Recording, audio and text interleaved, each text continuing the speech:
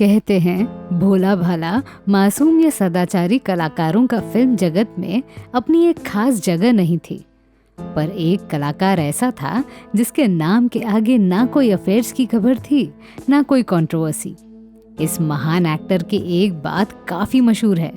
वो कहते थे कि मुझे अमर नहीं होना, मरने के बाद मुझे कोई याद करे ये भी मैं नहीं चाहता। मैंने अपना किरदार ईमानदारी से निभाया और यही मेरी पहचान है। जी हाँ, आज मैं अनामिका लाई हूँ कहानी मशहूर अभिनेता फारूक शेख की। ये हो क्या रहा भाई? कोई दरवाजा क्यों नहीं खोलता?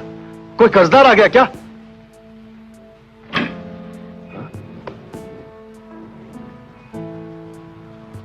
आप गलत एड्रेस पर आ गई हैं। क्यों? C169/3 यही तो है ना? जी हाँ, वो तो यही है। तो फिर ये ठीक है। लेकिन यहाँ आपको किससे मिलना है? आपकी माताजी या बहन, भाभी, चाची कोई नहीं। मतलब यहाँ कोई नहीं है, सब गांव में है। घर में कोई तो औरत होगी ना? ये क्या कह रही हैं आप? यहाँ सिर्फ हम 3 बैचलर्स ही हैं। Thank you. फैमिली मेंबर्स यहाँ पर? 3। मेरा मतलब एक नहीं 3। ठीक से सोच के बताइए। मेरा मतलब है मैं एक हूँ, अकेला हूँ, लेकिन 2 दोस्तों के साथ कमरा शेयर करता हूँ। काम क्या करते हैं आप? MA किया है विद डिस्टिंक्शन। PhD करने वाला हूँ। धुलाई के लिए कौन सा साबुन इस्तेमाल करते हैं? हम साबुन इस्तेमाल ही नहीं करते। स्वागत है आपका अपने चैनल में, जिसे कहते हैं biography and real life story. Farooq Sheikh की जिंदगी जिस तरह से गुजरी थी, उसका उनके बचपन से गहरा नाता रहा। असल में जब वो छोटे थे तब उनके पिताजी द्वारा उन्हें मौलिक संस्कार मिला था। फारूक शेख का जन्म 25 मार्च 1948 में गुजरात राज्य के वडोदरा शहर के अमरोली इस छोटे गांव में हुआ। उनके पिताजी मुस्तफ़ा शेख अपने ज़माने के जाने माने वकील थे और उनकी माताजी फरीदा शेख घर संभाला करती थी। कहा जाता है कि इनका परिवार बड़ा अमीर था, बड़े बड़े बंगले थे, गांव के लोग उनसे इज्जत के साथ पेश आते थे। फारूक अपने 5 भाई बहन में से सबसे बड़े थे और पिताजी की तरह वो भी वकील बनना चाहते थे। जब फारूक छोटे थे तब उनका पूरा परिवार वडोदरा से मुंबई शिफ्ट हो गया। मुंबई के नागपाड़ा इलाके में वो एक फ्लैट में रहने लगे और यहीं रहकर फारूक के पिताजी ने अपने वकीली पेशे को बढ़ावा दिया। फारूक शेख को सदाचारी और तहजीब की तालीम घर से ही मिली थी। पिताजी के मार्ग पर चलते हुए उन्होंने फैसला किया था कि वो बड़े वकील बनेंगे। मुंबई के सेंट मेरी स्कूल से प्राथमिक शिक्षा लेने के बाद वो सिद्धार्थ कॉलेज ऑफ लॉ में दाखिल हुए। स्कूल के दिनों में वो नाटक तथा परफॉर्मिंग आर्ट्स में हिस्सा लेते थे। अच्छे एक्टर बनने के सारे गुण होते हुए भी उन्होंने अपना कदम पीछे लिया नहीं और वकीली की तरफ चलते रहे।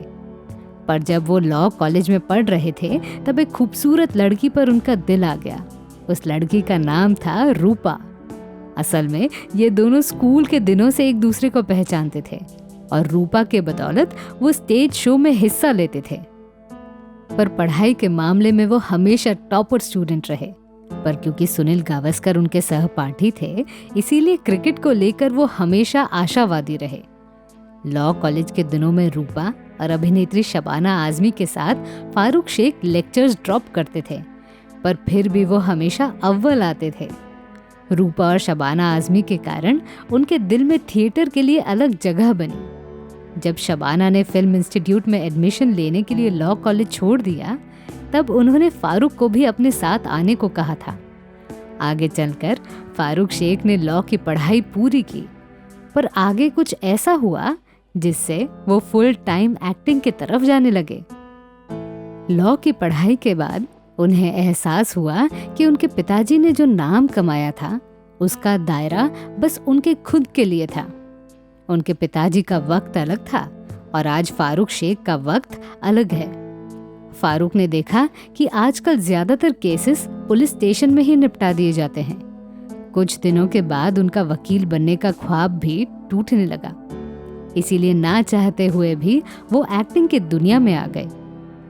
मशहूर फिल्मकार सागर सरहदी उनके दोस्त हुआ करते थे। अच्छी जान पहचान के कारण उन्हें एक्टिंग के क्षेत्र में ज्यादा संघर्ष करना नहीं पड़ा। पर यहाँ उनकी पहली फिल्म की बात करूं तो आपको बड़ा मजा आएगा। जब फारूक शेख फाइनल ईयर में थे तब वो एक्स्ट्रा आर्टिस्ट के एसोसिएशन से जुड़ गए, जहां फिल्मों के लिए एक्स्ट्रा जूनियर आर्टिस्ट को खरीदा जाता था। कुछ महीनों के बाद पता चला कि फिल्मकार रमेश सथ्यू एक फिल्म बना रहे हैं, पर उनके पास पैसे नहीं थे, इसीलिए उन्हें ऐसा कलाकार चाहिए था जो फ्री में काम करे और बहुत सारा समय भी दे। क्योंकि फारूक शेख सथ्यू के दोस्त थे, इसीलिए उन्होंने सोचा कि चलो एक बार ये भी कर लेते हैं। 1973 में रिलीज हुई इस फिल्म का नाम था गरम हवा, जिसमें बलराज साहनी भी थे। उस समय की ये छोटी बजट वाली सामाजिक फिल्म थी जो सत्यजीत रे की फिल्मों से मिलती जुलती थी। गरम हवा की सफलता के बाद फारूक शेख को एहसास हुआ कि वो एक्टिंग के लिए बने हैं। ये देख उनके माता पिता बड़े दुखी हुए, पर उन्होंने फारूक को रोका नहीं। गरम हवा के बाद उन्हें फिल्मों के ऑफर्स आने लगे। इस बीच उन्होंने रेडियो में भी काम करना शुरू किया, जहां उन्हें बतौर एंकर भारी सफलता मिली। फिल्म जगत में एक कलाकार को तब अच्छी पहचान मिलती है जब उसके पास बहुत बड़े डायरेक्टर की बड़ी फिल्म हो, पर फारूक के जीवन में ये समय बड़ा जल्दी आया। गरम हवा के रिलीज के बाद सत्यजीत रे साहब ने फारूक से मुलाकात की और उन्हें अपने फिल्म शतरंज के खिलाड़ी में साइन कर लिया। सत्यजीत साहब की ये इकलौती हिंदी फिल्म थी जो बॉक्स ऑफिस पर ज्यादा कामयाब तो नहीं रही, पर अवार्ड्स और क्रिटिक्स के मामले में ये फिल्म सुपर हिट रही। इसे औपचारिक रूप से ऑस्कर अवार्ड के लिए भी भेजा गया था। शतरंज के खिलाड़ी के बाद फारूक शेख स्टार एक्टर की सूची में आ गए।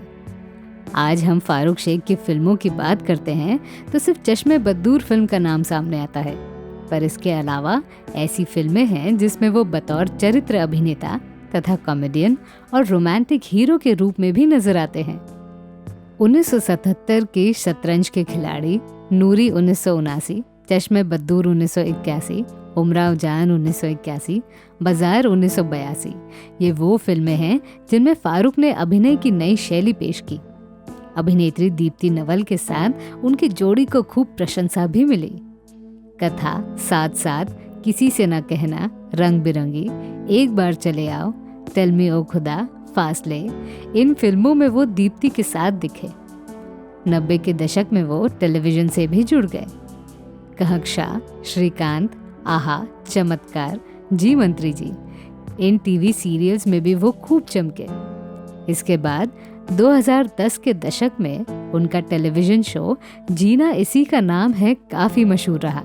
इस शो में वो अलग अलग हस्तियों के इंटरव्यू लिया करते थे। अपने जीवन के अंतिम दिनों में वो समाज कार्य से भी जुड़े रहे, पर फिल्मों का दामन उन्होंने कभी छोड़ा नहीं। उम्र के 65 साल में उन्होंने क्लब 60 नामक फिल्म की थी, जो उनके जीवन की आखिरी फिल्म साबित हुई। 2013 के साल में वो अपनी बीवी रूपा और 2 बेटियां सना और साइस्ता के साथ दुबई घूमने गए, जहां 28 दिसंबर 2013 को हार्ट अटैक से उनकी जान चली गई। फिल्म जगत में महत्वपूर्ण योगदान देने के कारण आज भी फारूक शेख जी को याद किया जाता है।